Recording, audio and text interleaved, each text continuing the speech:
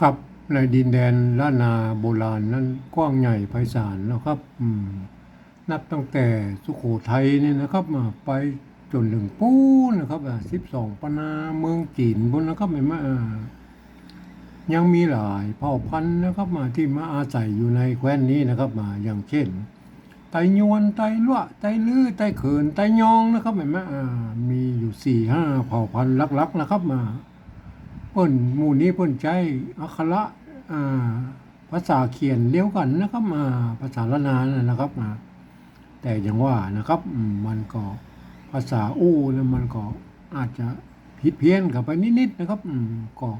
ฟังกันรู้เรื่องอยู่นะครับอันก็อย่างว่านะครับมันมาถึงปัจจุบันนะครับมันผ่านมาอยู่7-8 รุ่น9 รุ่น10 รุ่นแล้วนะครับเห็นไหมมันหลายเจนแล้วนะครับเห็นไหมมันก็เลยมาถึงมาเดียวนี่มันโหกันหมดแล้วนะครับเผ่าพันธุ์ใดเป็นเผ่าพันธุ์ใดหมูแล้วนะครับเห็นไหมก็เป็นล้านนากันทั้งนั้นนะครับมาก็อย่างนั้นนะครับทีนี้เอามาหั่นนะครับบางคำบทเขียนแต่แบบบางคำเขียนในแบบนั้นก็เราจะไปว่ากันเถอะนะครับส่วนใหญ่มันก็เหมือนกันนะครับเห็นไหมครับวันนี้เรามาวิเคราะห์กันเลยนะครับคำว่าอายุนะครับอายุนะครับอ่านคำว่าอายุนะครับอายุนั้น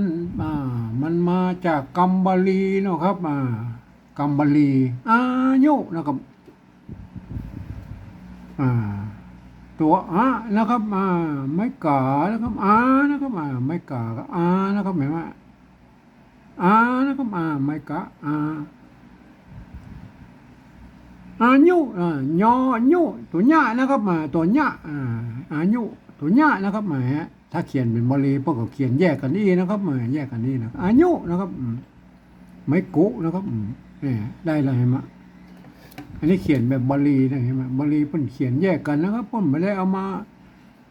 ซ้อนกันหรือสะกดนะครับเพิ่นบ่มีนะครับมันมีการสะกดกันนะครับไม้อย่างอื่นไม้ใหญ่ทั่วไปเนี่ยเพิ่นมีสะกดนะครับยกเว้นตัวซ้อนนะครับตัวซ้อนแล้วมันจะเป็นตัวสะกดนะครับทีนี้เอามากอยรุ่นหลังๆนะครับรุ่นหลังๆต่อมาเปิ้นก็พัฒนาเขียนให้มันอันแบบนี้มันก็จะยาวไปหน่อยนะมันยาวไปหน่อยนะเพื่อจะเอาใกล้หน่อยมันเป็นห่างนะครับหมายว่าเอาตัวหญ้าเลยว่าเป็นห่างแล้วก็หมายว่าพวกเขียนอย่างนี้นะครับแล้วก็เอาตัวหญ้าเนี่ยนะครับเอาหญ้าเนี่ยไปเป็นห่างแล้วก็หมายว่าเอาเป็นห่างทั้งลุ่มนี่แม่แล้วใส่ไม่กุทั้งลุ่มเข้าไปอย่างนี้นะครับ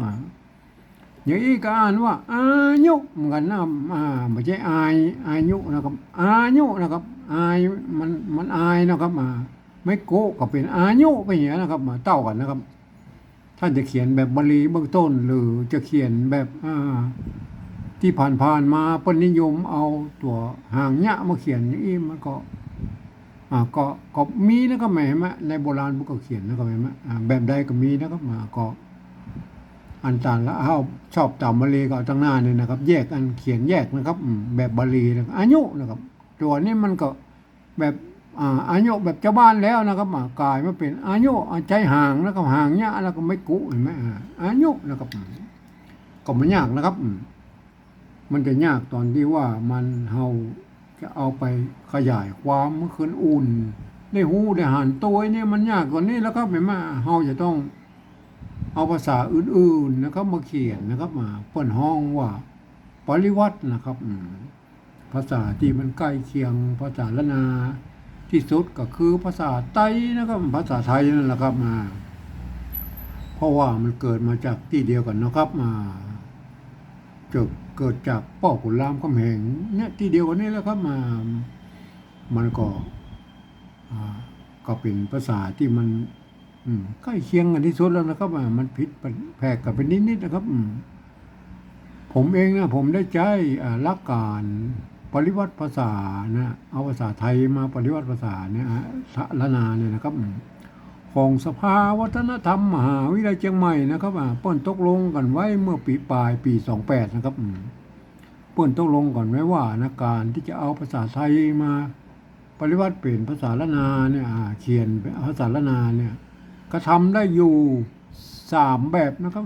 ก็แบบที่1นั้นก็เปิ่นจะเอาไว้ใช้เขียนลักษิลาจารึกนะครับเอกสารสำคัญนะครับเฮาบ่ยุ่งนะเฮาบ่ยุ่งโอ้ถึงแล้วครับเฮามาอู้ถึงแบบที่2นะครับแบบที่2นั้นยืมเอาอักษรการนะครับยืมเอาอักษรไทยนะครับมาปรับเทียบเมื่อเป็นอักขระละนานะครับแล้วก็ประกอบกรรมขึ้นมากับแบบภาษาไทยนะครับผสมประสานกันไปนะครับบางครั้งไม้หรือสระเนี่ยมันบ่ตรงบ่ตัดกันก็สามารถบูรณะกำซับให้มันเหมือนไทยๆได้นะครับให้มันหน้าตามันแบบไทยนะแต่เวลาอ่านท่านจะต้องนึกถึงว่าเป็นอักขระละนานะครับเห็นไหมอย่างเช่นเนี่ยนะตัวออ่างเนี่ยท่านต้องว่าเป็นตัวอะนะครับต้องว่าเป็นตัวอะนะครับเห็นไหมอย่างเงี้ยต้องนึกว่าเป็นภาษาละนานะครับเห็นไหมต้องนึกว่าแบบนั้นนะคนทั่วไปบ่สามารถเข้ามาอ่านได้นะครับอ่านแล้วมันจะผิดเพี้ยนสำเนียงนะครับมันจะต้องเป็นคนที่เพิ่นเรียนรู้ภาษาละนามานะครับเอาเริ่มเลยนะครับเห็นไหมเอาเทียบเลยนะครับเห็นไหมตัวอะนะครับเอาอ่างเนี่ยมาเทียบเป็นอะนี่นะครับอันไม่กานะครับไม่กานี่ก็สระอานะเห็นไหมง่ายกว่าครับเห็นไหมได้ละนะครับตัวเนี้ยนะครับตัวเนี้ยกับตัวยอยักษ์นะครับอันเปิ้นเทียบกันมาตั้งแต่โบราณนะครับตัวเนี้ยนะครับตัวยอนะเนี้ยนะมันออกเสียงยอยักษ์ไทยนะยอยักษ์เมืองนะครับยอยักษ์ล้านนานะตัวยอนะครับไม่ใช่หยาเนี่ยยักษ์นั่นแหละครับอันนี้ยักษ์นั่นเนี่ยยอยักษ์นั่นเนี่ยอันนี้ยอยักษ์เนี่ยยักษ์ล้านนานะครับเห็นไหม